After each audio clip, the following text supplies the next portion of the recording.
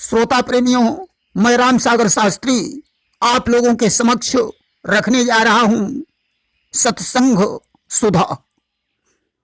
देखिए, गोस्वामी तुलसीदास जी ने मानस में लिखा है कि गुरु बिन भव निधि तरई न कोई, अचहि बिरंचि शंकर सम होई।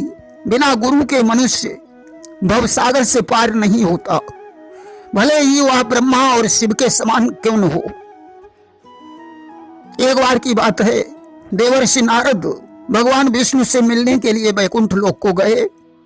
एक दिवस नारद ऋषि गयो विष्णु के गेहो, कृपा सिंधु लक्ष्मी रमण भेटे सहित स्नेह। अति पुनीत आसन दियो पुनि पूछी कुशलात, बिहस देव ऋषि भाख्यो सकल सुमंगल तात। भगवान विष्णु ने नारद को सुंदर आसन दिया और पूछने लगे, देवर्षि आपका हाल चाल अच्छा है? नारद ने कहा, हाँ प्रभु, आपकी कृपा से सब कुशल मंगल है। थोड़ी देर बैठने के बाद नारद जी भगवान को प्रणाम करके चल दिए। भगवान ने लक्ष्मी जी से जल मंगवाकर आसन पर छिड़क दिया। नारद जी ने देख लिया और बोले, प्रभु आपने आसन पर जल क्यों छिड़का? भगवान बोले कि दीक्षाहीन बैठी जहां जाई, असो आसन अपवित्र कहाई। दीक्षाहीन व्यक्ति जिस आसन पर बैठ जाता है वह आसन अपवित्र हो जाता है। तुमने अभी तक कोई गुरु नहीं किया है। नारद ने कहा, प्रभु गुरु बनाने के लिए मैं किसकी खोज करूं? भगवान ने कहा, नारद तुम्हें प्रातः काल जो मनुष्य मिल जाए उसी को तुम अपना गुरु बना लेना। कि प्रातः काल कौनहु मिल जाई, और ताहि को लीजय गुरु बनाई। अब तो नारद जी प्रातः काल का इंतजार करने लगे। ज्यों सवेरा हुआ, भगवान ने धीमर का रूप बनाया। किरेन गई पुनि भयो बिहाना, और धीमर रूप धरा भगवाना। नारद जी गुरु की तलाश में निकल पड़े। धीमर को देखकर नारद ने प्रणाम किया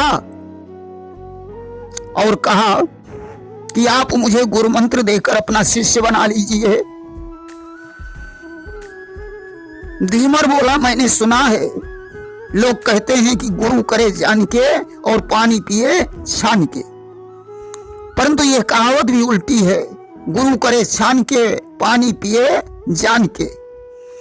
आपने मुझे अपना जाने पहचाने बगैर कैसे गुरु मान लिया? मैं तो जात का कहार हूं, आपको क्या गुरु मंत्र दे सकता हूं? नारद ने कहा, प्रत्येक प्राणी ईश्वर का अंश है, आपके पास भी कुछ न कुछ ज्ञान होगा, अतः आप मुझे कोई मंत्र देने की कृपा करें। नारद गुरु जी ने ओम नमो भगवते वासुदेवाय मंत्र दे दिया। नारद जी ने अब पुनः विष्णु लोक को प्रस्थान किया। भगवान ने पूछा, नारद क्या गुरु मिल गया? नारद ने कहा, हाँ प्रभु। कि नारद कहे मिलो गुरु हमका, पजाति कहार बताबहु तुमका। गुरु तो मिल गया, लेकिन जात का कहार है। कि सुनियस बैन मुनीस के, प्रभु का सहज स्वभाव। गुरु में पै कही दीन तुम, 84 कहूं जाओ। भगवान ने कहा, नारद तुमने गुरु में पै लगा दिया, इसलिए तुम्हें 84 लाख योनियों में भ्रमण करना पड़ेगा। अब तो नारद जी गुरु की तलाश में निकल पड़े। वहीं नदी के तट पर गुरु जी मिल गए। नारद ने प्रणाम करके कहा, गुरु जी मैंने आपके लिए पै लगा दिया, इसलिए भगवान ने 84 लाख योनियों को भोगने का आदेश दे दिया। गुरु जी ने कहा, तुम भगवान से एक कागज पर 84 लाख योनियों का विवरण लिखवा लेना और उसी कागज पर लौट लेना, सारी योनियां भुग जाएंगी। नारद भगवान के पास पहुंचे। उन्होंने कहा, प्रभु एक कागज पर 84 लाख योनियों का विवरण लिख दीजिए। भगवान ने लिखा, 20 लाख स्थावर, 9 लाख जलचर, 11 लाख कूर्म, 10 लाख पक्षी, 30 लाख पशु, 4 लाख बंदर, इसके बाद मनुष्य योनि आती है। और कागज लई नारद ऋषि राई, और रखी जमीन पे लोट लगाई। और पानी जोरी का हे सुख राशि, पूर्ण भोगिलीन 84। नारद ने भगवान से कागज लेकर जमीन पर रखा और उस पर लोट लगा ली। भगवान से कहा, प्रभु मैंने 84 लाख योनियां भोग ली। भगवान ने कहा, नारद यह युक्ति तुम्हें किसने बताई? नारद ने कहा, यह युक्ति मेरे कहार गुरु जी ने बताई है। इसीलिए तुलसीदास जी ने लिख दिया कि गुरु बिन भव निधि तरई न कोई, और चही बिरंची शंकर सम होई। गोस्वामी तुलसीदास जी ने मानस में एक चौपाई लिखी है कि सतसंगति दुर्लभ संसारा, और निमिष दंड भरिए कौवारा। और 60 सुधरही सतसंगति पाई, पारस परिस कुधातु सुहाई। संसार में सत्संगति को दुर्लभ बताया गया है। एक घड़ी का सत्संग भी अपना महत्व रखता है। 60 का सुधार सत्संगत के माध्यम से हो जाता है। एक बार की बात है, एक भौरा ने गुबरीला से को अपना मित्र बनाया और कहा, मित्र तुम्हारे अहोभाग्य हैं जो तुम्हें मेरा सत्संग प्राप्त हो गया। अब तुम मेरे साथ चलो, मैं तुम्हें अच्छे अच्छे फूल बागों की सैर कराऊंगा। कि भौरा बोला गुबरीला से, हे मित्र तुम्हारे अहोभाग, तुम चलो साथ मां अब हमरे, हम तुम ही दिखई रे पुष्प बाग। गेना गुलाब, गुलाबांस, गुल मेहंदी, बेला, शोषण, रानी रात, कन्नेर, केतकी, मौलश्री, नवबजिया और सूर्यमुखी आदि के फूलों पर तुम्हें बैठाऊंगा। कि गेंदा गुलाब और गुलाबांस, गुल मेहंदी, बेला और शोषण, दिखलई रे तुमका रानी रात, जहां दिव्य सुगंध जाई कोसन। कन्नेर केत की मौल श्री, 9 बजिया दिखलई बे तूली, लई चली रे तुमका फिर आगे, जहां सुंदर सूर्यमुखी फूली। सुन सुन फुलबारी की बतियां, गुबरीला के मन जम्यो राग, तुम चलो साथ मां अब हमरे, हम तुम ही दिखई बे पुष्प बाग। आज फुलबारी की बातें सुन सुनकर गुबरीला के हृदय में उत्सुकता जागृत हुई। आज तो दोनों ने उड़ान भरी, एक सरोवर पर पहुंचे जहां सुंदर कमल पुष्प खिले हुए थे। कि मारी उड़ान चल दिए दो, फिर आगे एक सरोवर तट पर, जहां मनहारी जल के ऊपर, विकसित थे कमल पुष्प सुंदर। इतनील कमल उतलाल कमल, दो उनकी दिव्य छटा छाई, जल की वह स्वच्छ धार पावन, और कमल पत्र की हरियाई। गुबरीला बोला लौटी चलो, हम काहिया नाही नीक लाग, तुम चलो साथ मां अब हमरे, हम तुम ही दिखई वे पुष्प बाग। भौरा ने गुबरीला से कहा, मित्र यहाँ कैसा लग रहा है? गुबरीला ने कहा, मुझे तो बिल्कुल अच्छा नहीं लग रहा है। भौरा ने कहा, कोई बात नहीं, आगे चलो, चलते हैं। कि अब चले चमेली की बगिया, इतना कह भौरा और बार, लकड़ी लैके गुबरीला के, नथनों से गोबर दीन काढ़। जब लगी महक भीनी भीनी, गुबरीला बोला धन्यवाद, संगति हो तो तेरे जैसी, धुल जाए जीवन का प्रमाद। सागर सुसंग में आए जो, उनकी ही किस्मत उठी जाग, तुम चलो साथ माँ, अब हमरे हम तुम ही दिखाई रे पुष्प बाग। चमेली के बगीचे में ले जाकर भौरे ने गुबरीला के नथुनों से लकड़ी लेकर गोबर निकाल दिया। अब तो गुबरीला स्वयं भौरा बन गया। उसने कहा, धन्यवाद मित्र, बड़ी अच्छी सुगंध आ रही है। अस्तु सत्संग के प्रभाव से गुबरीला भी भौरा के समान बन गया। इसलिए सत्संग की गंगा में सभी को स्नान करना चाहिए। एक बार की बात है, ब्रह्मा जी ने अपने मानसिक पुत्र सनक, सनंदन, सनातन और सनत कुमार को बुलाकर पूछा, अमृत कहाँ है? सनक ने कहा, समुद्र में। सनंदन ने कहा, पाताल में। सनातन ने कहा, चंद्रमा में। सनत कुमार ने कहा, सूर्य में अमृत है। ब्रह्मा जी बोले, मूर्ख हो, बैठ जाओ।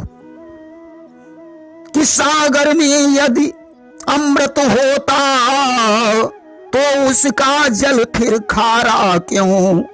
पाताल में यदि अमृत होता तो नागों में विष फैला क्यों? चंद्रमा में यदि अमृत होता तो घटता बढ़ता रहता क्यों? सूरज में यदि अमृत होता तो फिर कृष्ण सा जलता क्यों? अगर समुद्र में अमृत होता तो उसका जल खारा नहीं होता। अगर पाताल में अमृत होता तो नागों में जहर नहीं होता। अगर चंद्रमा में अमृत होता तो वो घटता बढ़ता नहीं। अगर सूर्य में अमृत होता तो वो आग के जैसा नहीं जलता। इसलिए अमृत कहीं नहीं है। कि पीयूष पताल न पाइए, पीयूष न सिंधु मजार, पीयूष मिलत सत्संग में, इम कहे अमृत सार। अमृत सत्संग में पाया जाता है। कि बहे सत्संग की गंगा, चलो मन आए नहा आई, बुझी ज्योति जो जीवन की, उसे फिर से जला आई। एक बार की बात है, एक राजा ने किसी ज्योतिषी को अपनी कुंडली दिखाई। ज्योतिषी ने कहा, महाराज कुछ ग्रहों की गड़बड़ी है, इसलिए आप 4 पंडितों को एकत्रित करके जाप करवा दीजिए। आज 4 मूर्ख पंडित राजा का जाप करने लगे। पहले वाला विचार करता है कि हे भोलेनाथ, मुझे कुछ आता जाता नहीं। जब राजा रानी हमसे पूछेंगे कि क्या जप रहे हो, तब मैं क्या उत्तर दूंगा। इसलिए वह कह रहा था कि अगड़ बम बगड़ बम, बम बम बम बम, राजा रानी पूछेंगे तो क्या कहेंगे हम। अगड़ बम बगड़ बम, बम बम बम बम, राजा रानी पूछेंगे तो क्या कहेंगे हम।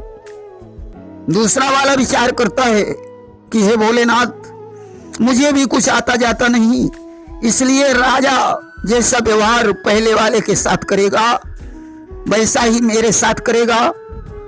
इसलिए वह कह रहा था कि शिव है जोगी जति, शिव है जोगी जति, जो तुम्हारी गति सो हमारी गति, जो तुम्हारी गति सो हमारी गति। तीसरा वाला विचार करता है कि यह अंधेर कब तक चल सकता है। किसी दिन तो राजा की नजर में आ जाएगा, इसलिए वह कहता है कि यह अंधेर कब तक चलेगा। चौथा वाला विचार करता है जब तक चलेगा तब तक चलाएंगे, इसलिए वह कहता है कि जब तक चलेगा तब तक चलेगा। अब तो जोर जोर से जाप शुरू हो गया। आज राजा जब स्थल में पहुंचा, जाप को सुनकर उसे क्रोध आ गया।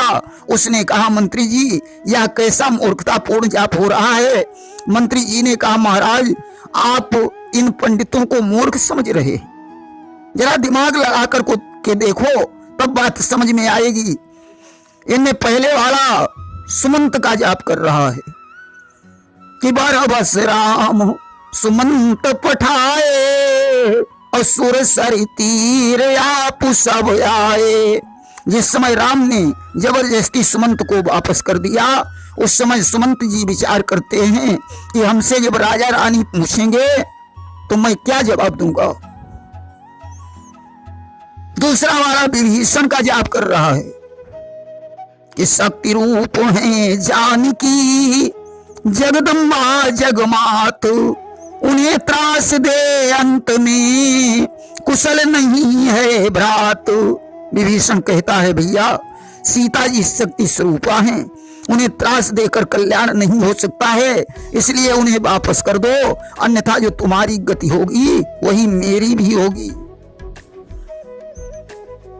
तीसरा वाला मंदोदरी का जाप कर रहा है कि लंका यह अपनी बनी रहे, क्या काम भला फिर झगड़ों से, है जीत यही है विजय यही, करिएगा सुलह तपस्वियों से।